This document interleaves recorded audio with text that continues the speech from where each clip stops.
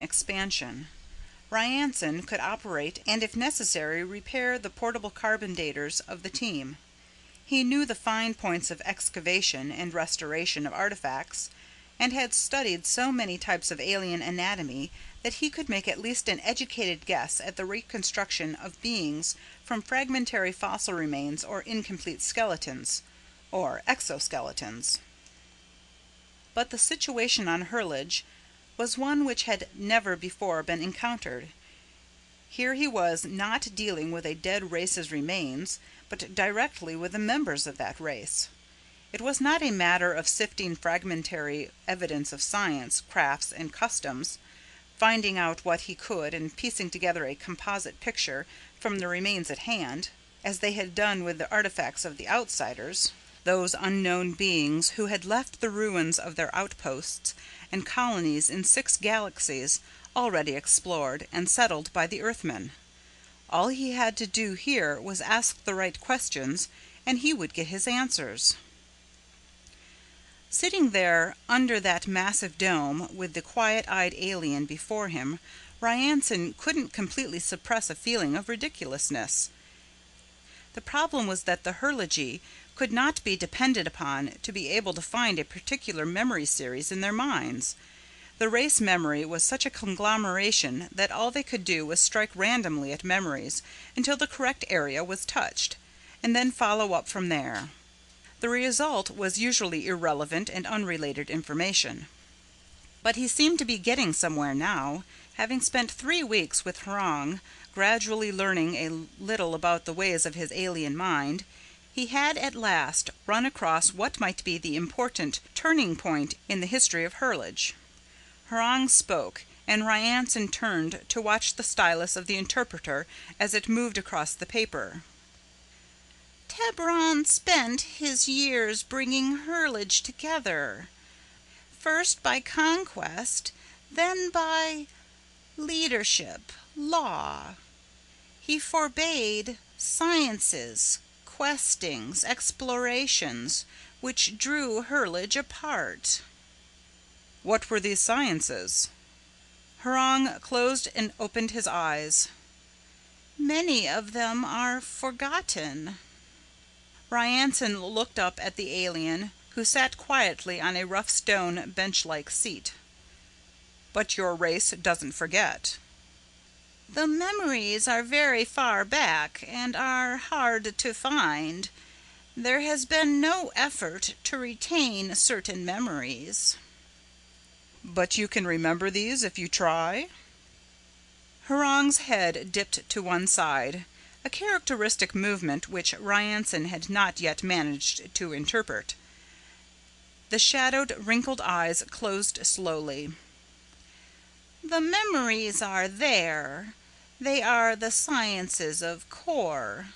Many of them are warlike sciences. You've mentioned Kor before. Who was he? Kor is God, knowledge. Ryanson frowned. The interpreter automatically translated terms which had no reliable parallel in Terran by giving 2 or 3 related words, and usually the concept was fairly clear. Not quite so with this sentence. God and knowledge are 2 different words in our language, he said. Can you explain your term more fully? Hrong shifted heavily on his seat, his blunt fingers tapping each other.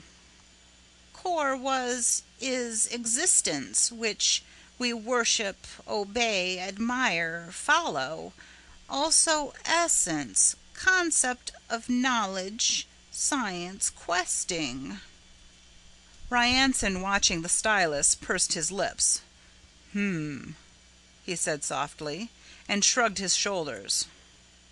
Kor was apparently some sort of god, but the interpreter didn't seem capable of translating the term precisely. What were the sciences of Kor? There was a silence as the stylus finished moving across the paper, and Ryanson looked up at Hrong. The alien's eyes were closed, and he had stopped the constant motion of his leathery gray fingers. He sat immobile, like a giant statue.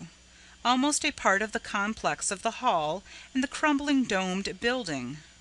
Ryanson waited.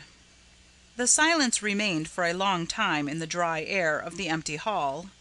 Ryanson saw from the corner of his eye one of the dark little scavengers darting out of a gaping window.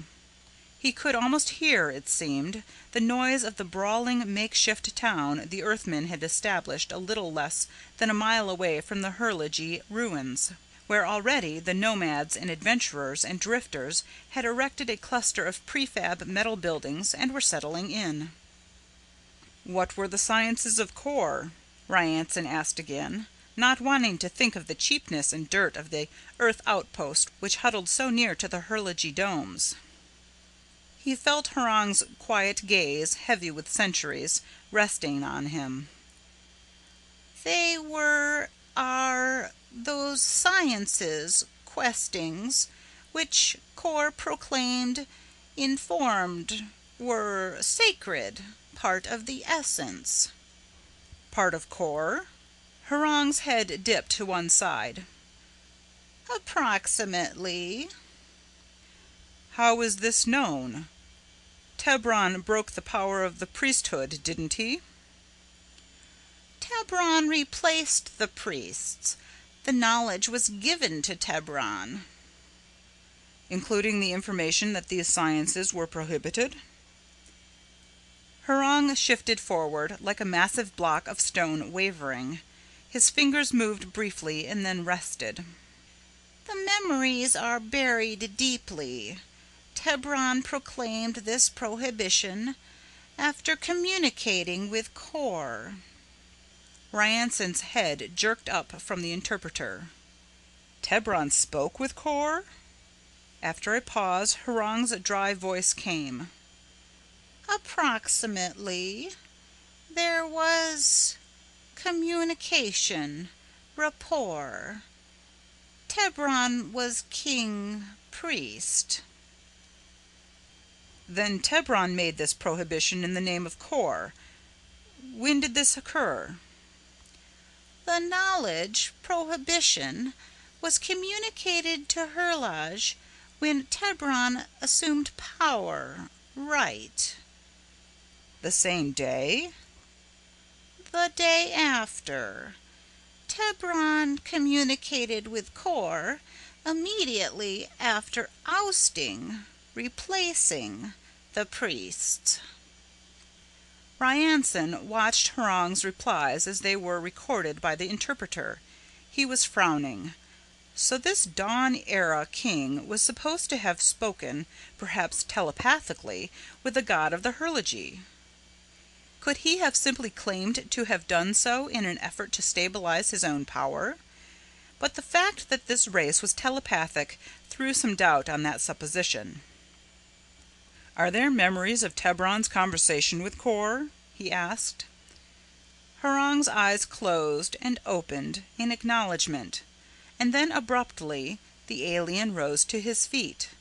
He moved slowly past Ryanson to the base of a long, sweeping flight of stairs which led upward toward the empty dome, trailing the wires of the interpreter. Ryanson moved to unplug the wires, but Hurong stopped at the base of the stairs, looking up along the curving ramp to where it ended in a blunt, weathered break 2/3 of the way up. Rubble lay below the break. Ryanson watched the gray being staring silently up those broken steps, and asked softly, "What are you doing?" Hurong, still gazing upward, dipped his head to one side. "There is no purpose." He turned and came slowly back to his stone seat.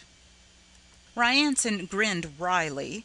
He was beginning to get used to such things from Hurong, whose mind often seemed to run in non sequiturs. It was as though the alien's perceptions of the present were as jumbled as the welter of memories he held. Crazy old mound of leather.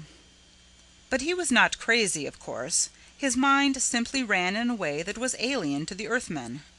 Ryanson was beginning to learn to respect that alien way, if not to understand it. "Are there memories of Tebron's conversation with core?"